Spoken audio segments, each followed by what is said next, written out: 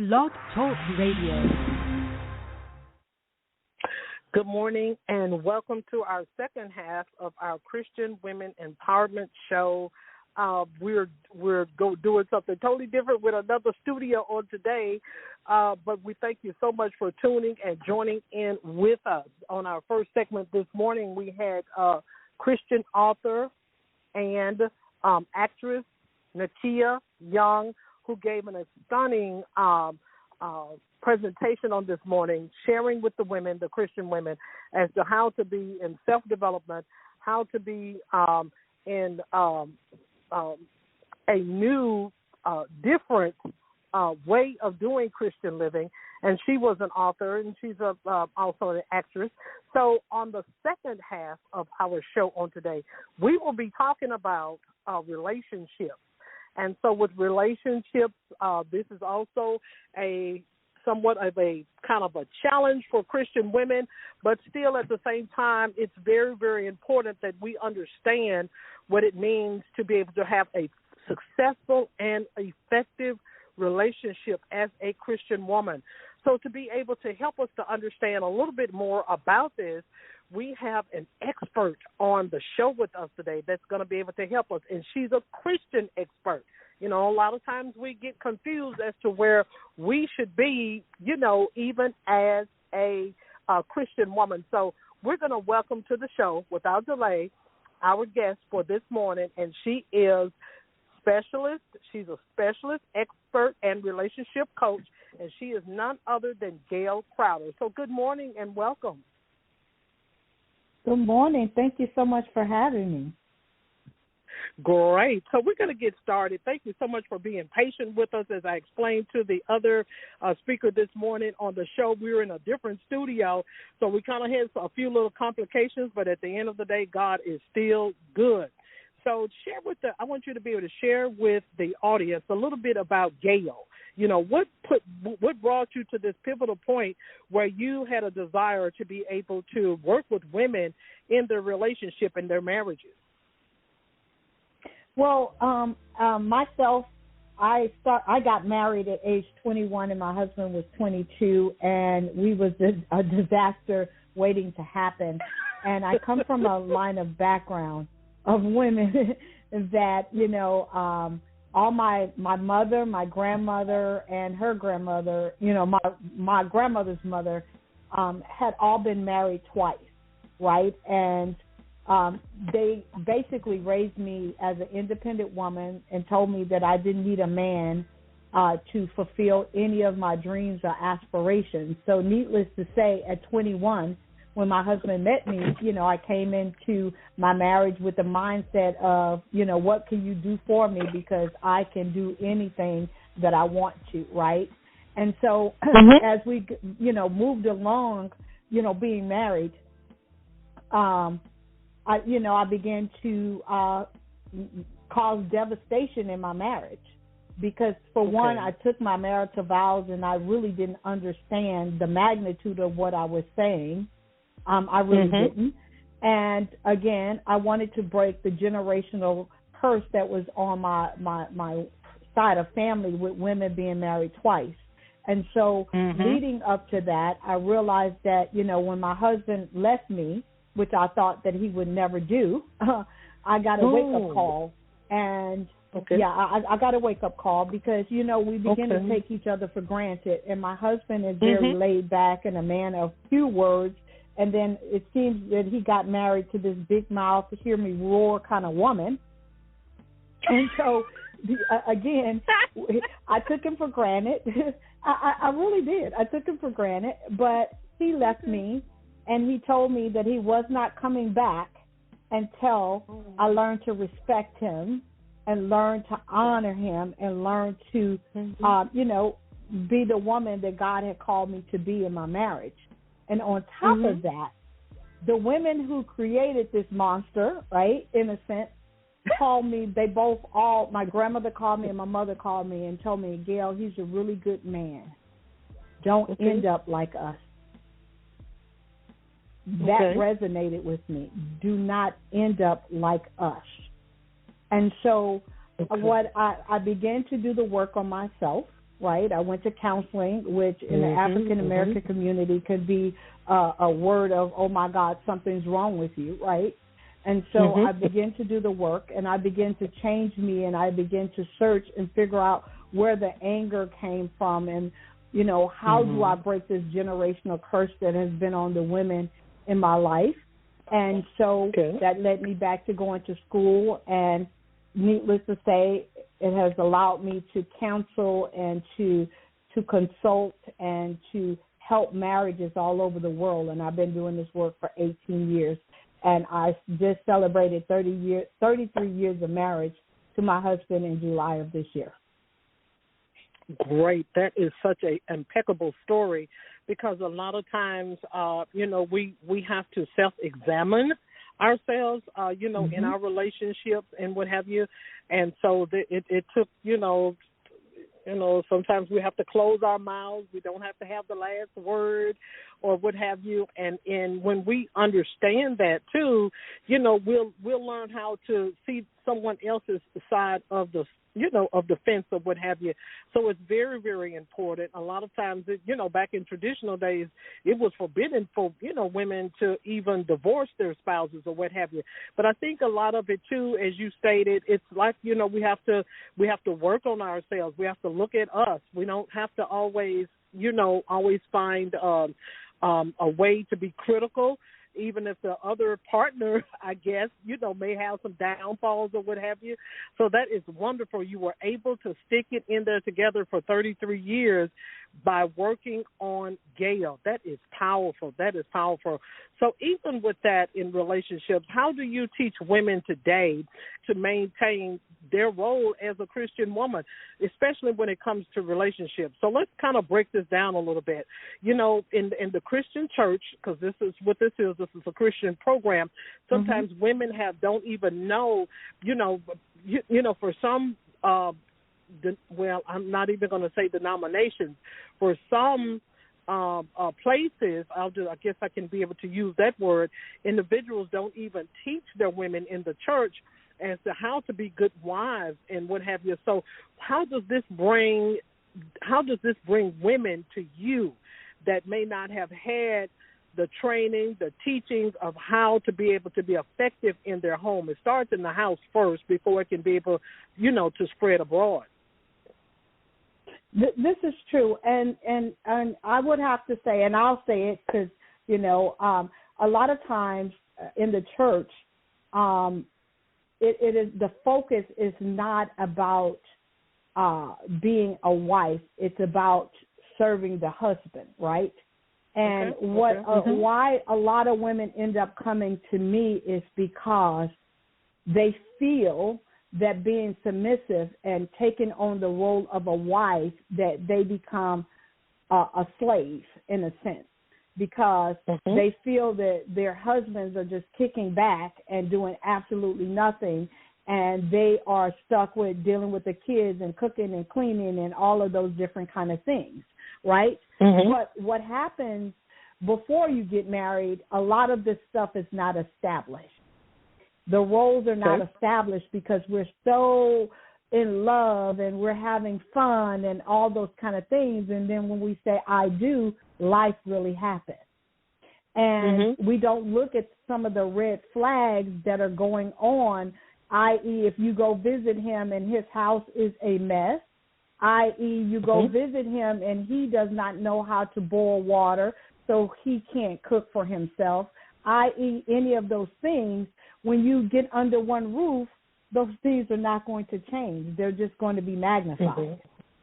And so the thing is that we go into a lot of our marriages with false expectations of the other person, that we'll be able to change them and we'll be able to mold them and shape them the way that we want them to be. And that's not what's going to happen. And so what I try to tell wives who are in these situations is that you cannot change your spouse. He's already been raised by somebody, right? You can only change yourself and how you react to those things, right?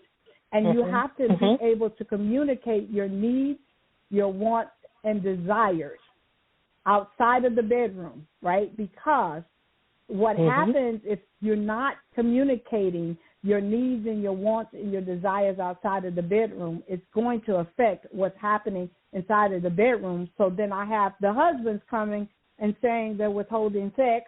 There's nothing going on in the bedroom, and then it's just this disaster. So what I always tell women is establish what your needs and wants and desires are, right? Have a conversation with your husband and say, listen, if you can take this off of my plate, i.e. just doing the laundry, right? If you just get it in the washer, and this is something so simple, but you have people on the verge of divorce just because the wife is just feeling like she's a slave and not a equal partner in the relationship. So if you can just do this for me, that's going to add an additional 30 minutes of time that I can spend with you inside of the bedroom, right? Because 90% of the men are feeling like women are withholding intimacy and sex and all of those kind of things and affection. And we probably are, it's because we're frustrated and irritated with all the other responsibilities and all the other hats that we are wearing. And so what I would say to women in the church is that you need to establish what your needs and wants and desires are. Have a conversation about how he can help you meet those needs. Because we think that they know, and they don't always know. And we need to be able to articulate it because men think very different from women. In our minds, you see the laundry bin overflowing. Why aren't you doing laundry? And his mind is, well, she'll get to it because she has a certain day that she gets it done, right?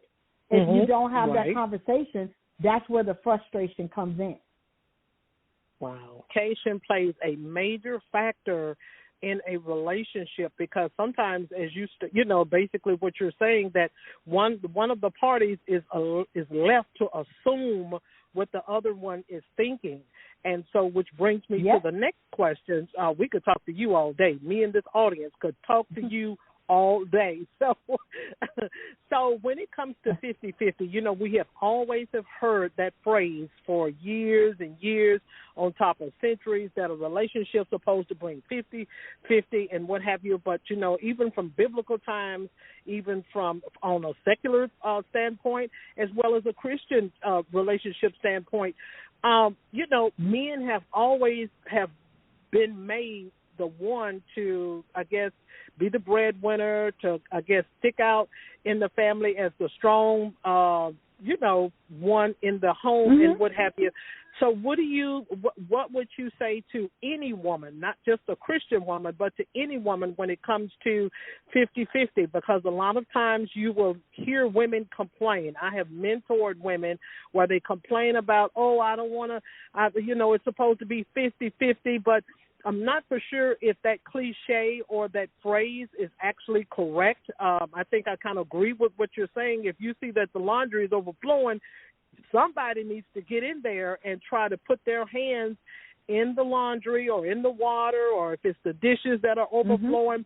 We're supposed to be a partnership, and I feel that the 50-50 may go a little bit, it may stretch a little bit farther than that. So that's something we need to talk about today, too, as to what that means. How far do we go? It's not a 50-50. Whatever effort needs to be done in the home or in the finances, or whether it's in the raising the children or what have you and things. I think that both relationships needs to stretch. But I'm not the expert. That's the reason why we have you on the show on today, to be able to help us to understand a little bit better. 50-50 has went out the door. I can tell you that. So I totally 100% agree with you. Nothing is 50-50. I always say cover each other's weaknesses. And the thing is that nowadays 2 incomes are needed in 90% of most homes these days. And so therefore 50-50 is out the door, right? And so you have husbands that are doing little girls' hairs now, and you have husbands who are cooking and cleaning, and vice versa. So when it comes to 50-50, you can't go into it with a mindset. it needs to go into a mindset of teamwork makes the dream work, right? And so many people try to apply the Bible and the biblical principles when it benefits them, but it's not real life. And when I say it's not real life, I'm not saying that the Bible is not real and that it's not tangible and that is not life changing. That's not what I'm saying. What I'm saying is that when you look at the dynamics of when the women were homemakers and stayed at home, and we can just look at a couple of generations back. My grandmother was a homemaker and was able to do all of those things because she was not required in order to go outside the home because the economics was not where it was, because she was born in 1910. A loaf of bread was 5 cents. Now we're $2 and some change for a decent loaf of bread. So you got to look at the different time and situation we're living in. And so when you're looking for 50-50, it's not going to happen.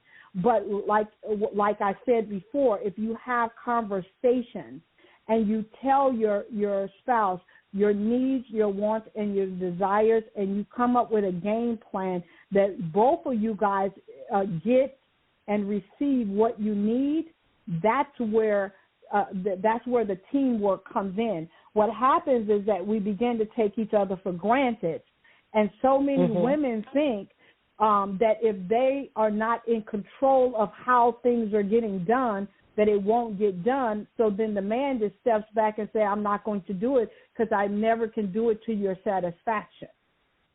Okay. And that's another thing. We have to learn to relinquish control of everything and tell them what we need, how, when we need it done, and allow them to execute it the best way that they know how to execute it. Okay. So before we move into this next segment, I wanted to be able to, and of course, I think we have discussed this on the show previously with some more life coaches, but everybody has a different perspective on as to how they see certain scenarios. So I'm going to give this one to you since you are, this is your field and what have you. So you take two Christian women. They married two Christian men from the same denomination, and this is a real, true life story. And so what happened was, due to the fact that I think it was a lot of parental, so we want to talk about boundaries.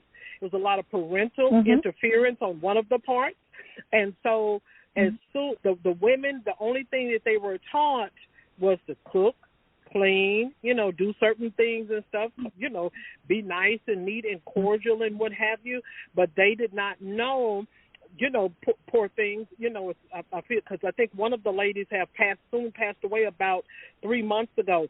But the women were never trained and taught at home as to how to be a wife.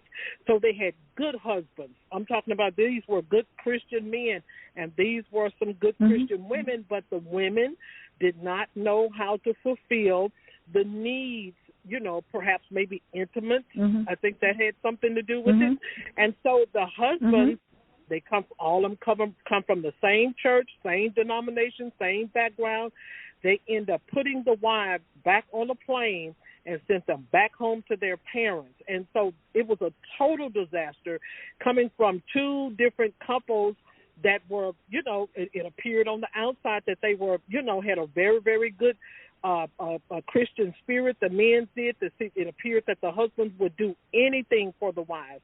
And so we wanted that still bothers me. Like I said, one of the ladies have passed away, and right today, this happened probably about 10 years ago. It still bothers me simply because of the fact that we as mothers, we do not spend time in teaching and training our daughters as to how to be good, effective wives.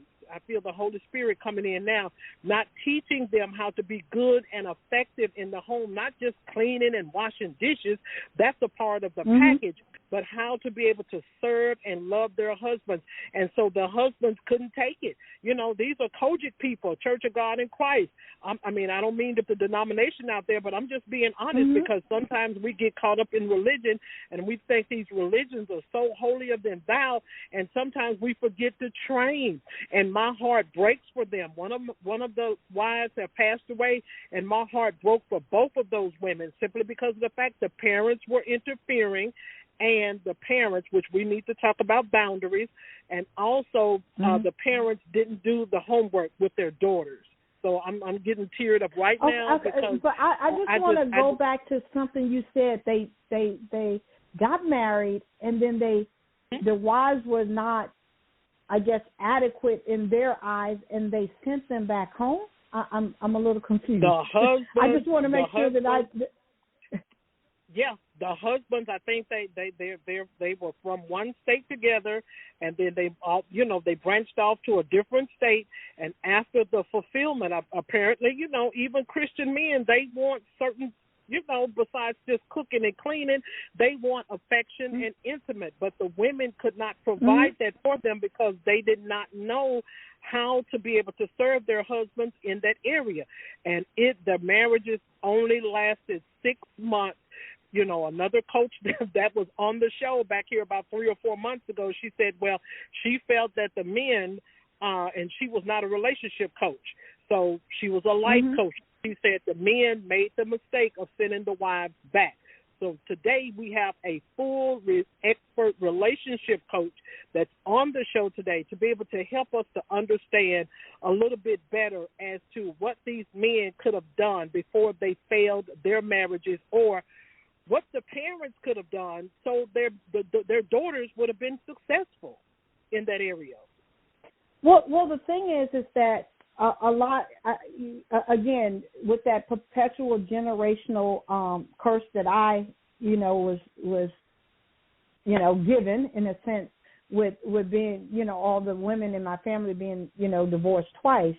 The thing is that if the mothers were not given what they needed to be effective wives, it becomes perpetual, right?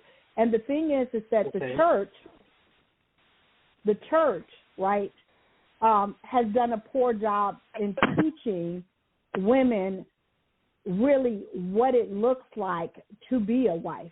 We have the Word of God, but we don't have those old mothers that, train us up anymore. That has went by the wayside. And so you have a lot of people getting married, including myself and millions of other people, coming together trying to figure it out. I do not agree with the men sending the women back to their homes, to their parents. I totally disagree with that. I think that was your wife, and I think it should have became a life lesson that you learned together, right? Because sending them back was not solving the problem. It really wasn't. It created more problems because you broke up a covenant that you said that God put together. So I disagree with that, because to me it just doesn't make sense to me, because you go before God and ask Him to bless this and to be in the center of it, right? But then when it's not working to your benefit and they're not effective as your lifelong partner, then you send them back, and then you say, okay, God, you can't fix this. That, to me, that was crazy to me. That's just Gail's opinion. So let's go back to your initial question. What needs to happen in homes in general? And I have been blessed to me and my husband adopted my 2 nieces 4 years ago, because I literally had boys, so it's a little bit different dynamic. But what I am training them to do is I'm training them to come into their relationships, whether it's with their friends, their girlfriends or whatever. And I even train my sons to go into their relationships as whole as possible. And what do I mean by whole? Not looking for somebody to complete you. Be as whole as possible. Do we all have shortcomings? Do we all fall short in some areas? Do we all need help and all those kind of things? Absolutely. But a lot of times when we go into our marriages, for one, our incomes are needed. For two, our skill sets are needed, and all of these different kinds of things. And if you are not whole and looking for your husband to complete you or to add to and to do all of these things for you, that's where a lot of the bedroom action stops. Because at the end of the day, you have nothing left to give, right? If I have cooked for you and I've cleaned for you and I have dealt with the children and I paid the bills and I have done your laundry and I have done all of these things for you and I am not complete, I am still missing something because I am not able to articulate and tell you what I need from you. And if I do tell you what I need from you and you're not reciprocating what I need for you, by the time I get to the bedroom, I don't want you touching me. I don't want you to engage with you because I have enough to give you. And that's the reason why I went back to school and became a licensed sexologist, because I wanted to figure out why women are withholding sex and intimacy when it comes into their marital bed. And the statistics are saying that we are so stressed out and we have so many things on our plate and we have taken on so many other roles, i.e., besides employer, we became soccer moms, and then we became, a deaconess in the church or head of this ministry, and we're trying to counsel our girlfriends, and so we're trying to be that to that person, and we have so much going on that at the end of the day, when your husband wants to touch you and engage, you're like, are you kidding me? Because my mind is already on the next day of all the activities that I didn't complete from today. Wow. That is very, very something to digest, and you are absolutely right. So, I agree with it, just like I agreed with the other individuals that I shared the scenarios with on the show previously.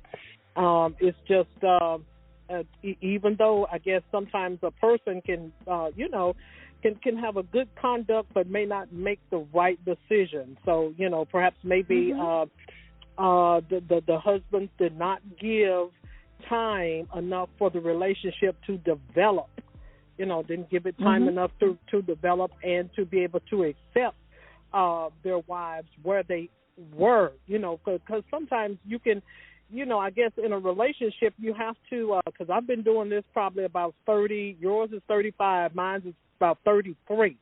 And so sometimes, you have to grow and we have to be willing for things to mature. Sometimes you may, the one person, take for instance like the situation with Hosea and his wife and things, he was the prophet and she was the prostitute and what have you. And so God put both of them together for a purpose and a reason. So you have to be willing to stick in there in order to allow things to mature and to grow. So that was an awesome layout that you gave. You have to mature. You have to mature and you have to grow and you have to do what I call, Gil and I do a marriage checkup twice a year, right? And we sit down and we have, just like we go get, our teeth done twice a year and all of, you need to do that because we all have life experiences. We're all growing. We're all changing and all of those kind of things. And so you have to ask those hard questions. So to answer your question, going back, what I'm teaching my girls and what I teach my couples, even though they're in the midst of, whatever their thing is, why they came to me, is communicate. Learn to communicate effectively. Learn to listen, to understand, and not always to respond, right? Learn to listen, to understand, and not always to respond. Because the person that you said I want to live the rest of my life with, right, has grown. They have changed. They have life experiences. So that's the reason why I sit down with my husband and I'm like, okay, in the last 6 months, how did I do with X, Y, and Z? How did we do, how did I do in this area or whatever? And I give him the opportunity to be 100% open and honest with me, because if I don't allow that space, how can I grow, and how can I grow as a wife, as a woman, and as his partner for life? And he does the same for me, vice versa, and then we also praise each other. Last night that dinner was amazing. Last night sex was great. Whatever that is, because again, you're on this journey together, and you're living. You're two separate people living one life. Is that making sense? Because I never wanted to become just Gail's wife, because I understand what it is to get lost in my marriage. And when people would ask me who I was, I would say, well, I'm Gail's wife, I'm Justin and Joshua's mama, and I do this, but that's not who I am.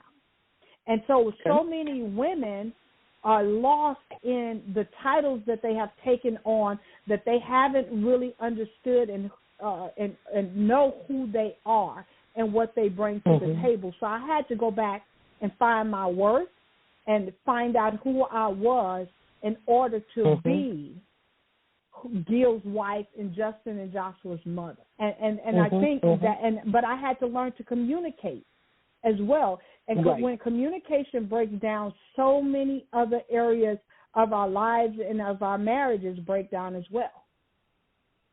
Right, absolutely.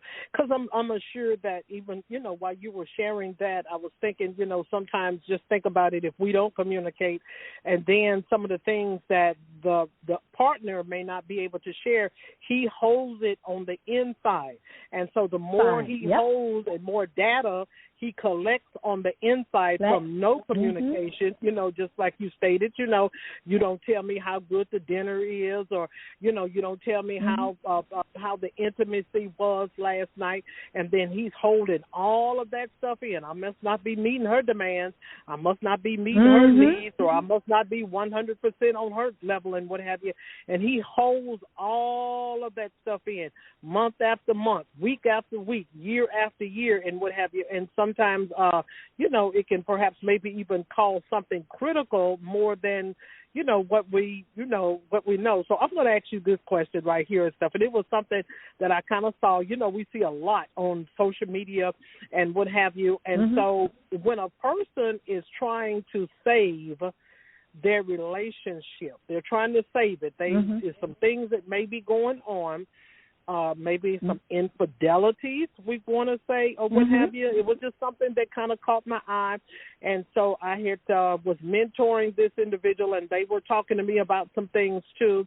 And so the person came out of their original comfort zone, And so they posted this real good image of, let's see, I'm trying to figure out how to be able to put this, because I don't want to say it the wrong way. They posted an image of them and their spouse dating.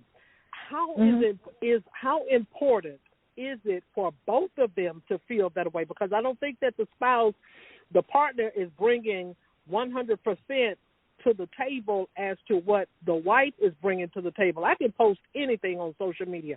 I can be whoever I want to be on social media. But if I'm trying to prove a point to someone else that may be doing some things, and I don't want to get so deep into this situation, but if I'm not here to try to prove a point to anybody. I work with my marriage behind the scenes.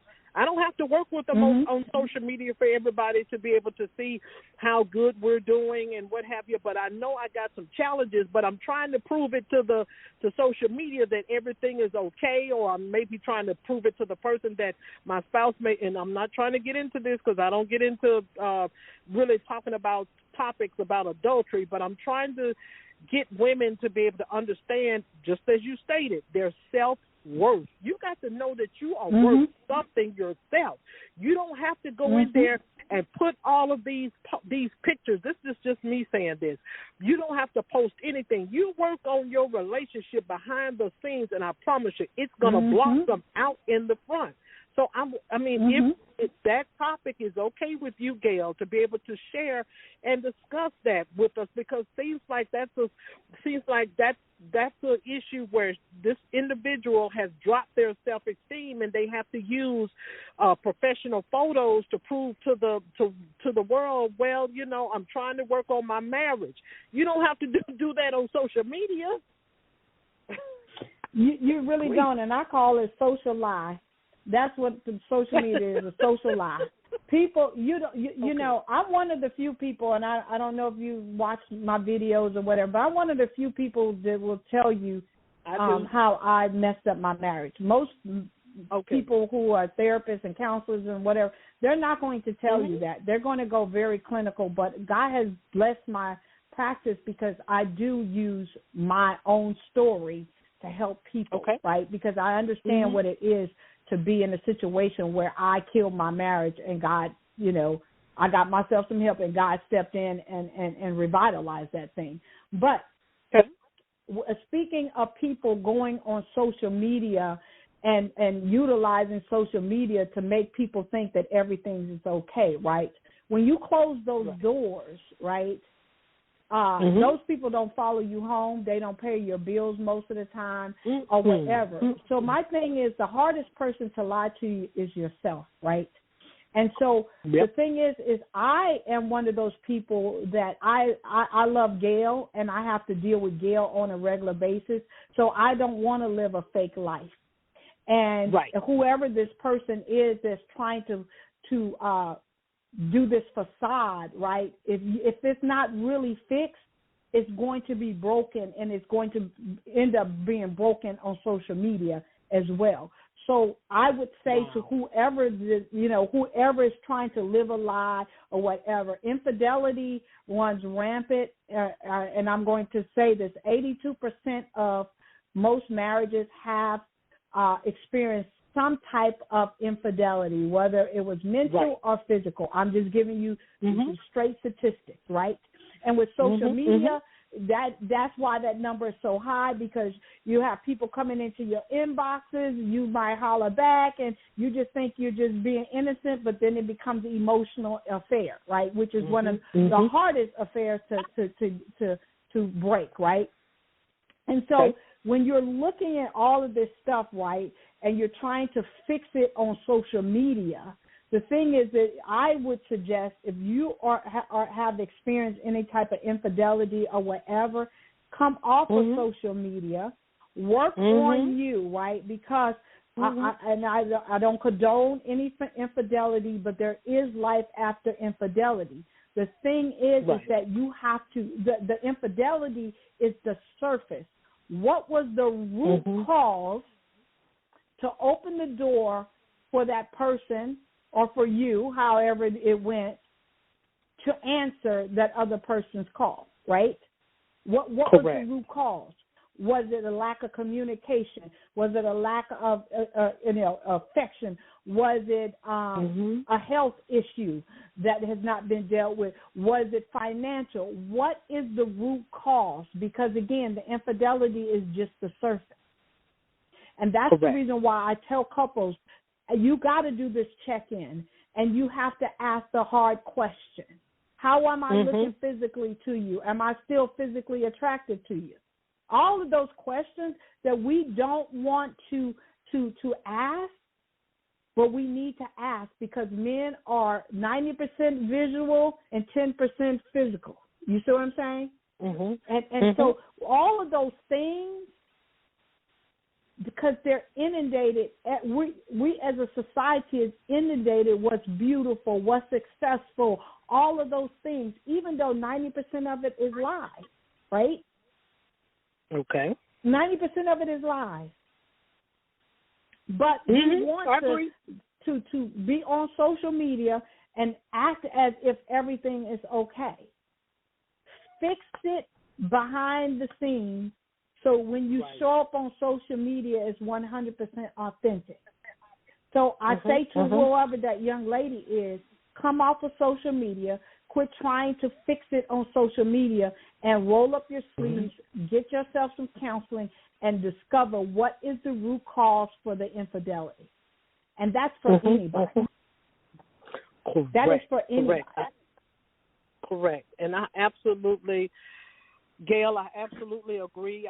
When I saw it, I'm like, okay, and have we went over this once before? You know, we had talked about some things back here about 3 or 4 years ago, the individual and I, and so a lot of times when you come to bring information to individuals, they may not, you know, they may receive it the first go round, and then they after somehow began to go back into the same arena that they came out of, and then they start making up excuses. And so when I saw that, I was very kind of discouraged when I saw it, and I'm like, you don't have to go that far just to be able to do that.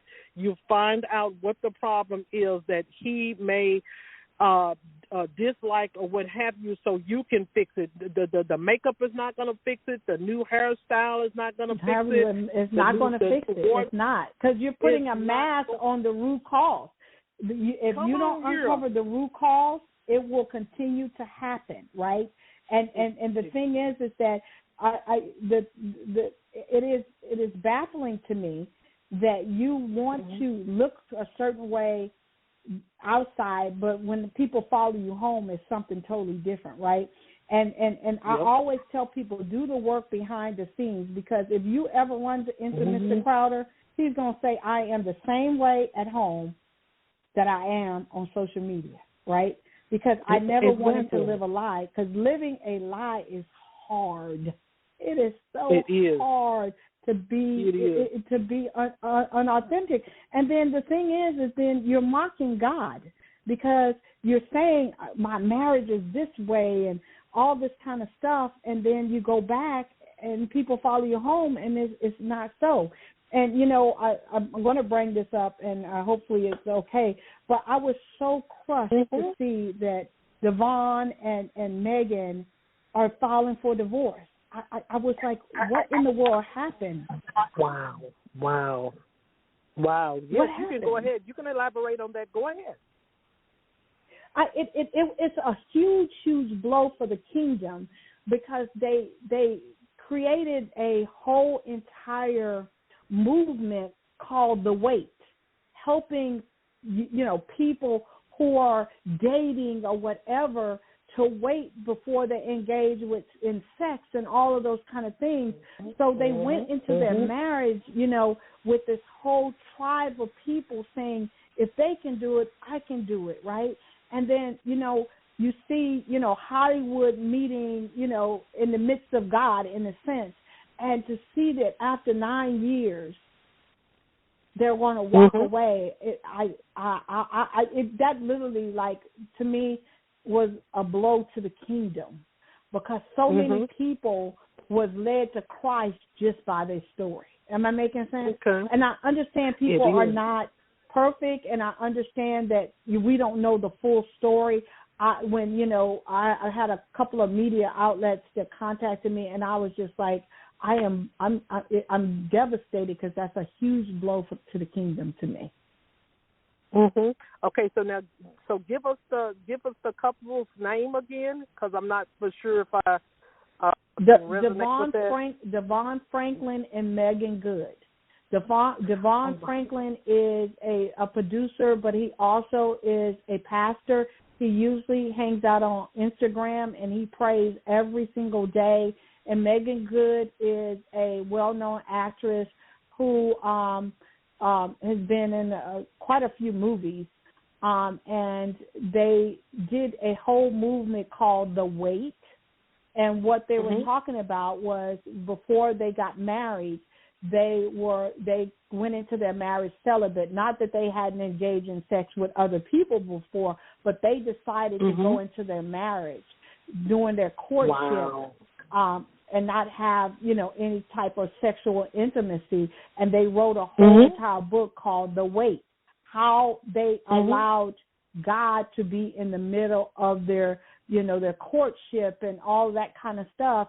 And now they're calling it quits after 9 years. And so many people thought, with them being in Hollywood and all, being a big name couple, that they thought that was an amazing thing for them to be able to do. And it's something I'm serious. Before people get out, I try to help others to be able to understand whether it's with the secular audience that we have or it's with the Christian women audience that we have. You don't start something that you can't finish, because it will allow other individuals, not being judgmental against this couple, but it will allow. That's the reason why you have to have all of your clothes packed in your suitcase. You have to have your ducks in the row.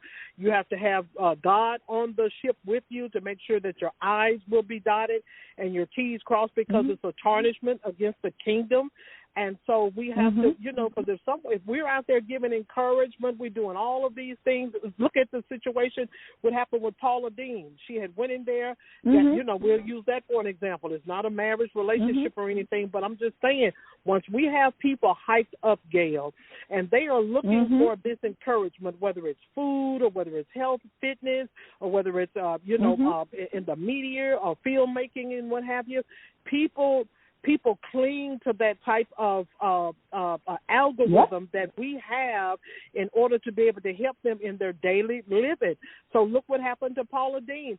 She went in there and she was sprinkling all of the salt and the sugar and all of those things and concealed it behind her followers, on media television, about she had diabetes, which crushed her and caused her to fall under so many levels. And so before we get out there and we want the fame and we want the, I want to be seen, I want to be this, I'm going to be that, and the Lord told me that I'm the head and not the tail, you better make sure that you have enough out there where you can be able to, like you said, work on yourself. We have to examine ourselves. We have to work on things behind closed doors. We have to do a self-examination. We have to do a SWOT analysis. That's what we were taught in marketing. But sometimes a relationship, sometimes a single individual have to do a SWOT analysis on themselves. Come on here. Yeah. We have to do something where when it's time for the cameras to roll, because people are already hyped up about us and stuff. Look what she did to be able to get to where she is.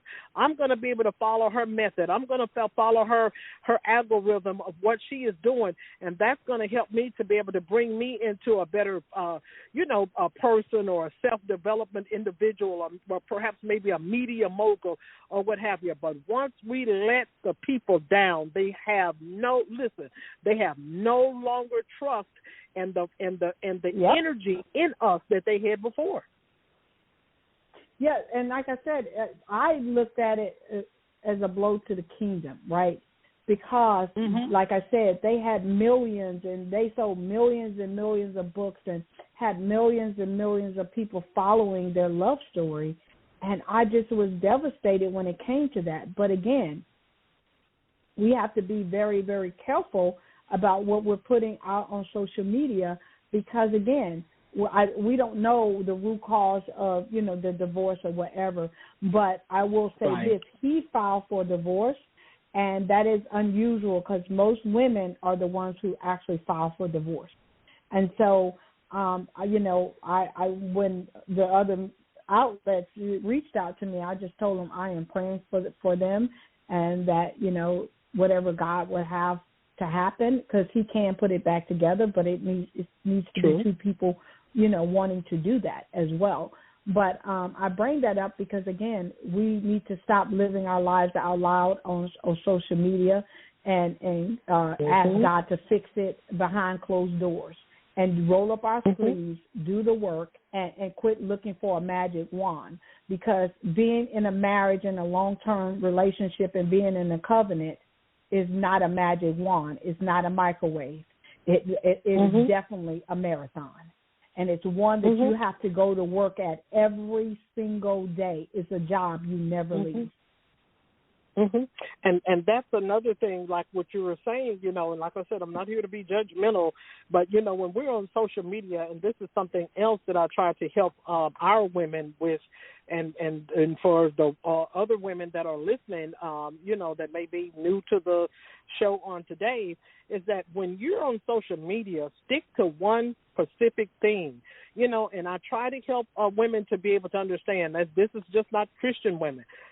I try to help women to understand. People don't want to see you talking about you're an author this day, and then the next day you're having problems, and then the next day you got slang language on another post, and then the next day you're talking about, you know, I'm just so sick and tired of here. We can't do that, see, because that causes people to be able to lose trust in us. Stick with what you stick to your guns.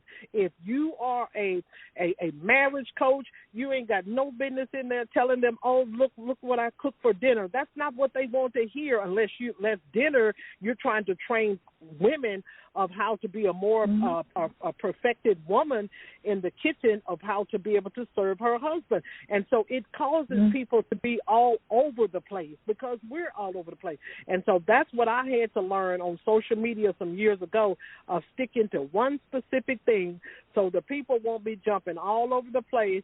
I'm not going to talk about business, so I have two different Facebook accounts, one for business and the other one is for Christianity. So I'll quote scriptures on this one, but on the business one, I won't quote any scriptures. It causes people to be confused as to who we are, because we're confused.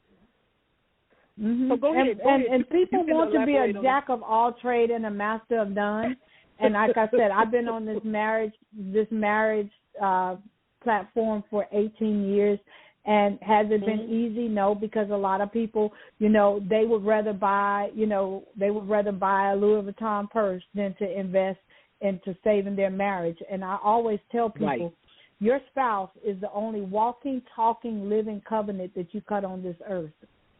And you don't want to invest in that. But we will invest in everything else, right? And I had this one couple who came to me and said, oh, I can't afford counseling, but we're going to the Bahamas next week. I said, oh, okay.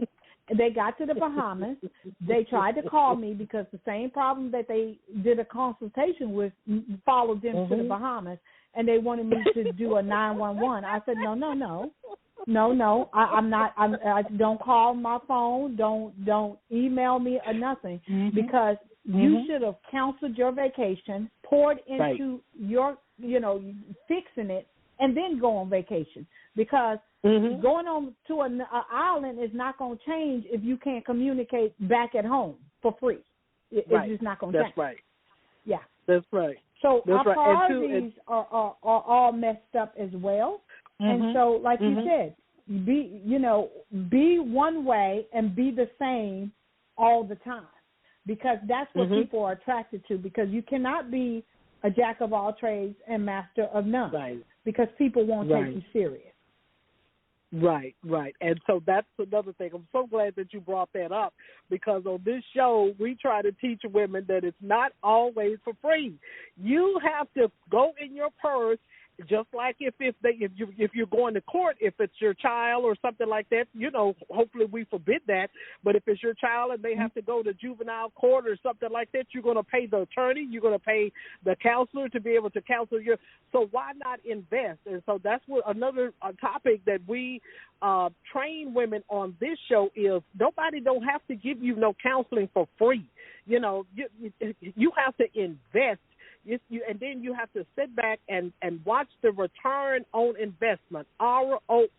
You have to be willing to be patient for the return on investment. I'm not going to allow individuals, that's the reason why I allow, individuals to come on to the show for them to be able to share their books, because I let these Christian women know we're not giving away nothing free.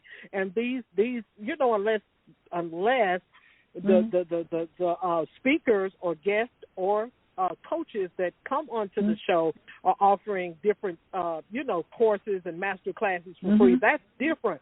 But all the time, things are not always going to be free. You have to invest. You have to be willing to stretch your bucks so you can be able to put what you need to be able to put inside of this relationship, or whether it's life coaching, or whether it's self-development or motivation that you perhaps maybe need. You have to put down something in order to prove to God that you are serious about this. Come on here.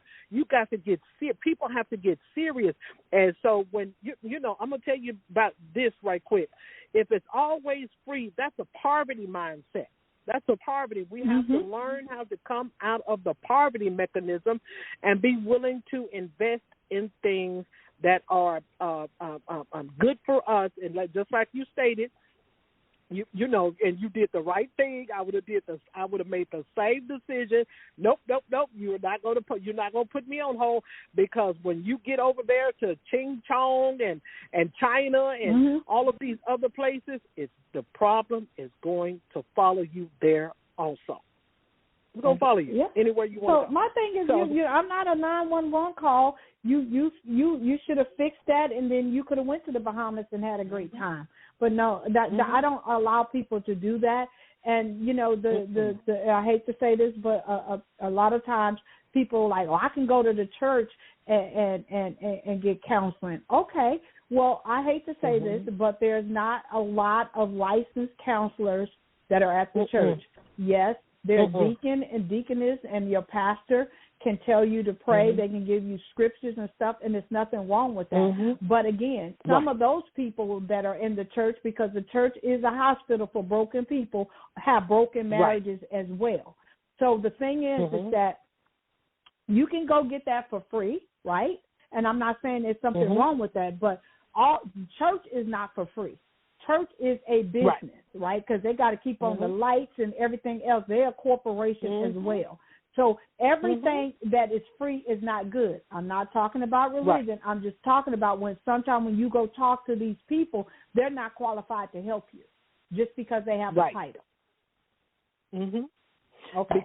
Because it's right. No, you're fine, because they may not be able to meet the actual depthness of the person's need at that point of time. They perhaps may be just a counselor because they're a minister, they've been licensed, or perhaps maybe have a doctorate in divinity. You can have all of these certificates and degrees in divinity and still not know how to meet the need of a couple or an individual that is seeking to get married. Why? It's because the person may not have experienced it.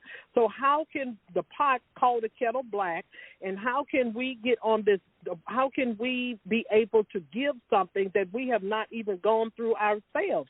So that's another thing that I try to teach women as well, is that you cannot be able to help another woman across the bridge if your back has not been bent over in that area. You can't do that. You have to be able to have experience. And then that way the person will feel it and what have you. They will know that, guess what, this lady or this male or this couple is really sharing the right thing, with me and what have you and stuff. And, when it comes down to certain things, when it comes down to, I'll documentate mine. I'm serious. I will document it in a minute, let you know, blah, blah, blah. And the results may not come out always the way that people want it to come out. I'm not a relationship coach or anything like that, but sometimes individual will come for, help and mentoring and things like that, but a lot of times they don't want to hear it because they don't want the self-development. They don't want the self-examination. They don't want to work on themselves, which will cause conflict. So, So anyway, you have to be self-aware, right? You have to be self-aware of who you are and what you bring to the table. And a lot of people, like you said, a lot of people like to do business, right? I want to start a business, and then they're attracted to the shiny, 6 figures in 6 weeks and all of those kind of things. But it didn't take your marriage 6 weeks, 6 days to get in the state that it is in, and so it's going to take you rolling up your sleeves, looking at yourself, and saying, how did I contribute to this, right? And most people don't want to do that kind of work, right? Because then you have to self-reflect. You want to blame the other person. Well, he didn't, or she didn't, or he didn't and she didn't. So as long as it's not the finger pointing at you, then you say, I did everything that I could do. That's not true. Absolutely. Absolutely. So with the last question, and we really don't want to leave this show because it has gotten very, very good. But with the last question, and it's a two-part question, and so the first question is, take us into the entry level or the initial part of your master classes. This is something where you train women, you help women to be able to grow, build in their relationships, to sparkle in their home and their marriages. So we want to just be able to share with the women as to some of the initial points and takeaways of your master class. The second part of that question, after you have shared that, you can go ahead and share any of your upcoming master classes that you have, also as to how the audience can follow you, and then any links such as websites or publications that you have published. You can also be able to wrap that up also with the master class initial intake as well. So they can be able to, we're not stingy. We allow the audience to be able to grow from our guests, so they can be able to follow them after the show, and then whatever that the guest is posting on their social platforms, they can continue to receive enrichment after the show. So you can go ahead and do that at this time. Okay, so for me, I always open, whether it's individual, a husband or a wife or a couple, I always open up with, what have you done?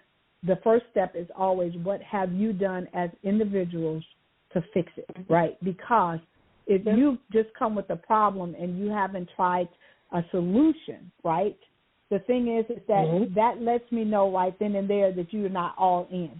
So whenever somebody comes to me, the very first process is what the problem is and what solutions have you tried. Because if you're like, I haven't tried anything on my own, I'm just coming to you, that lets me, like I said, that opens the door for me to understand that you are not really in this to try to solve this problem. So that's the first thing. And when it comes to my workshops that I have about 4 workshops scheduled for next year for 2022. I have On the Brink, because that is a workshop on people who are on the brink of walking away from their covenant. I have another one called the Sexless Marriage, and it really talks about and gets to the core of why you or your partner are withholding sex, right? And 90% of it, like I said, is because of what is happening outside of the bedroom. And then I have another one called loving him without losing you, right? Because so many women get caught up in the day-to-day, and they literally have lost who they are, lost the essence of who they are. And all of these are birthed out of Gail and Gil's relationship, and I don't ever teach anything that I have not conquered. So I'm not that person. If I have not conquered it, I will not teach it. And so, and then the last one is called, are you in a covenant marriage or are you in a contract marriage? How do you tell the difference?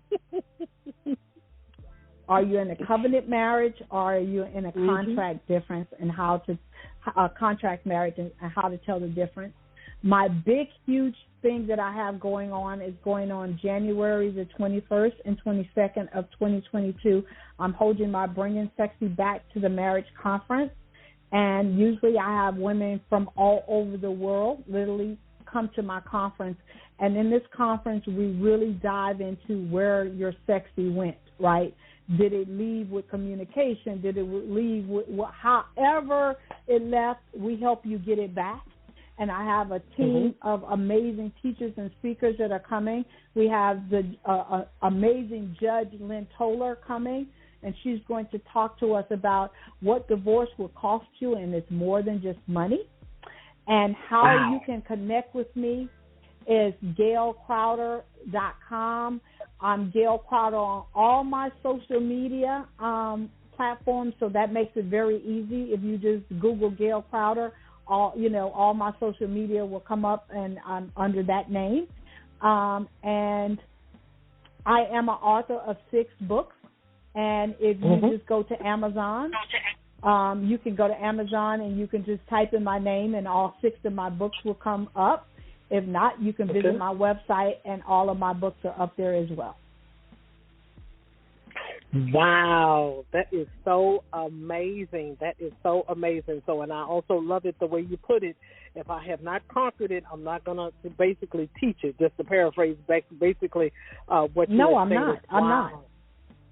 Wow, that is so awesome, because that's just where, women need to be able to understand that. You can't just have a women's conference if you don't know what a woman has gone through. You don't know the fundamentals. Wow, that is so awesome. No, I don't. I don't believe that. And I have people who come to me from all over the world, and if I have not conquered that situation in my own marriage, I don't take it for money, because God is good to me, and I understand people are not my source, that God is my source. And so for me, I don't take it just because I can. And yes, do I have the clinical side of things? And yes, probably could I help them? But I am a counselor that believes in getting results. And so I don't have people counseling with me 6 and 7 and 8 and 9 months, because I believe that makes you a crutch, and not. I teach people how to fish, and I don't want to be their fishing woman. I want to teach them how to fish. So I give them tools and strategies that I know work, because it worked in my own marriage, right? And I give them tools and strategies that they can implement in any area and any situation in their life.